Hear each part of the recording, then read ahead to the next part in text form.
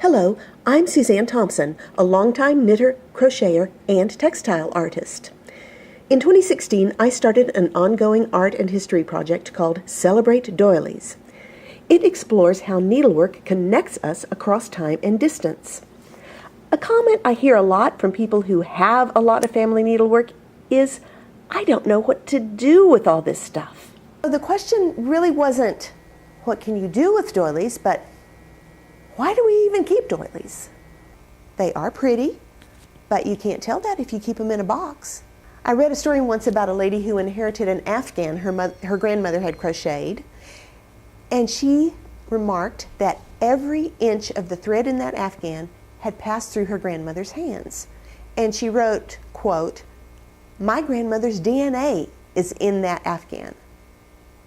That was the first time I ever thought about DNA being worked into a piece of crochet. But it points to the fact that we keep those things because they remind us of people we love, and they connect us with people who have passed on.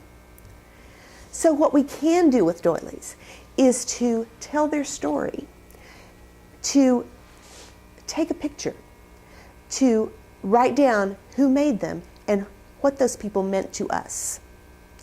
Luckily for the Celebrate Doilies exhibit, a lot of people were willing to share their doily stories, and one of them was about a really thrifty crocheter. Her name was Orlena Sawyers. She and her husband moved to New Mexico in the early 1900s to homestead. Her job was to take care of the chickens, and you know how the feed sacks have the string that you pull and the stitches pull out and the bag opens up? Well, she saved those strings and she crocheted a doily out of them. I thought that was very cool, and I wanted to do that too.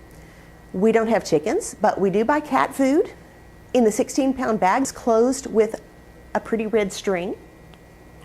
Those strings are about 5 feet long, so I started collecting those to make myself a doily. I figured that to make a doily the size of Orlena's, which I think is about 18 inches across, I would need string from 200 cat food bags. That's a lot of cat food. And if you've ever done any needlework, you know that to clean up your needlework, you need to weave in ends. So 200 strings equals 400 ends to weave in. And at that point, I decided I was not going to do that doily. My stories are about threads. Not just the threads we crochet or sew with, but the threads of our conversation. The threads that weave the story, and sometimes surprisingly, the threads that connect us with each other.